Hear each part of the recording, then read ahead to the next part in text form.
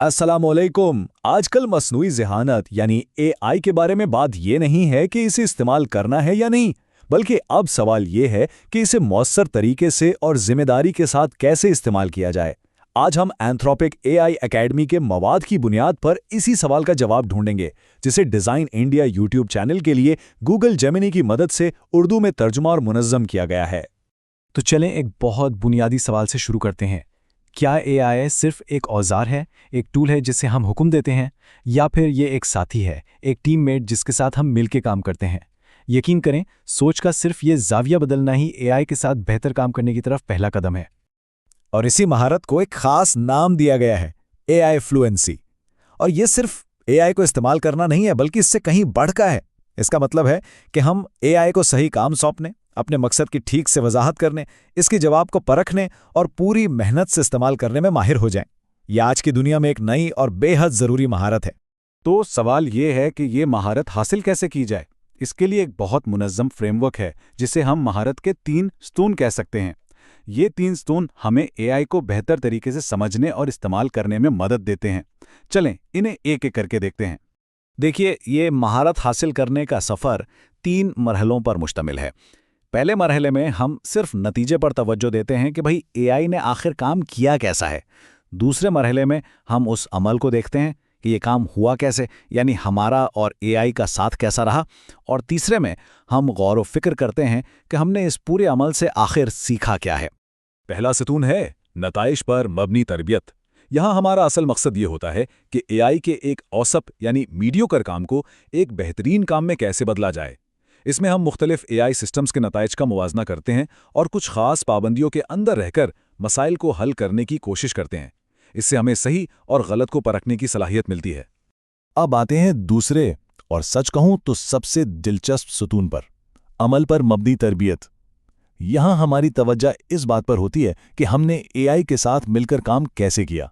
इसमें हम अपनी चैट का जायजा लेते हैं, अपने काम करने के तरीके को रिकॉर्ड करते हैं या आम कामों के लिए अपनी ज़ाती गाइडबुक बनाते हैं। इससे होता यह है कि जो सोच हमारे दिमाग में चल रही होती है ना, वो सामने आ जाती है। और आखिरी सतून है गौर व फिक्र यानी रिफ्लेक्शन। यहाँ हम एक कदम पीछे हटकर अपनी आदतों, अपनी अखलाकियात और अपनी हिकमत अमलियों को समझते हैं। इसमें हम एआई के साथ अपने तजर्बे पर खुद से सवाल करते हैं, अपनी सीखने की रफ्तार को जांचने के लिए एक जर्नल रखते हैं और एआई के इस्तेमाल के लिए अपनी ज़ाती पॉलिसी बनाते हैं।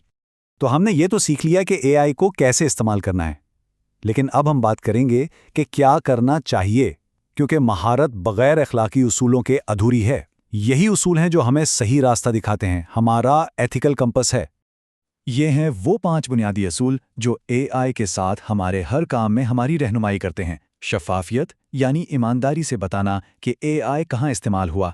इंसानी निगरानी और जिम्मेदारी यानी हतमी फैसला हमेशा इंसान का होगा। ज़ाती हुदूद तय करना यानी क्या करना है और क्या नहीं करना। अक़दार पर मबनी फैसले यानी अपने असूलों पर कायम रहना। और मेहनत से मेयार को बरकरार रखना यानी हमेशा बेहतरीन काम करने की कोशिश करना। और ये बात हमेशा याद रखने वाली है, एआई एक मददगार हो सकता है, एक साथी हो सकता है, लेकिन जो भी आखिरी काम होगा उसकी जिम्मेदारी हमेशा इस्तेमाल करने वाले पर ही होती है। हम कभी भी जिम्मेदारी मशीन पर नहीं डाल सकते। चलें अब ज़रा अमली बात करते हैं। हर तालिब इल्म और हर प्रोफेशनल के लिए एक बहुत ज़रूरी चीज़ है ज़ाती एआई पॉलिसी। ये आपकी अपनी ज़ाती रूल बुक है जो आपको बताती है कि एआई को कब, कहाँ और कैसे इस्तेमाल करना है। इस पॉलिसी का पहला और सबसे अहम हिस्सा आपकी ज़ाती इक़दार है, यानी आप ईमानदारी, जिम्मेदारी और इंसाफ को कितनी अहमियत देते हैं। यही चीज़ आपके एआई इस्तेमाल करने की बुनियाद बनेगी। दूसरा हिस्सा ये तय करता है कि एआई को कब इस्तेमाल करना है और कब नहीं। मिसाल के तौर पर नए आइडिया सोचने के लिए इसे इस्तेमाल करना बहुत अच्छा है, लेकिन जो बुनियादी महारतें हैं, जो कोर स्किल्स हैं, वो सीखने के लिए हमें खुद मेहनत करनी चाहिए। तीसरा हिस्सा है मेयार का वादा। इसका सीधा सा मतलब यह है कि हम एआई से मिलने वाले जवाब को कभी भी आंखें बंद करके कबूल नहीं करेंगे, बल्कि हमेशा उसे परखेंगे, जांचेंगे और अपनी निगरानी में बेहतर बनाएंगे। चौथा हिस्सा है शफाफियत के बारे में। ये एक वादा है कि आप अपने काम में एआई के किरदार को हमेशा ईमानदारी से जाहिर करेंगे, क्योंकि ईमानदारी बहुत ज़रूरी है। और आखिर में आती हैं हुदूद, यानी वो रेड लाइंस जिन्हें कभी पार नहीं करना। ایک अच्छी पॉलिसी में साफ लिखा होता है कि कौन से काम बिल्कुल नहीं करने, जैसे कि कोई हसास मालूमात अपलोड नहीं करनी या जहां एआई का इस्तेमाल मना हो वहां उसे इस्तेमाल नहीं करना। अच्छा, अब जब हमने उसूल तो बना लिए, आइए देखते हैं कि इस शफाफियत को, इस ट्रांसपेरेंसी को अमली तौर पर कैसे अपनाया जाए। यानी हम अपने काम में एआई के किरदार को साफ और वाज़ेह तौर पर कैसे बता सकते हैं।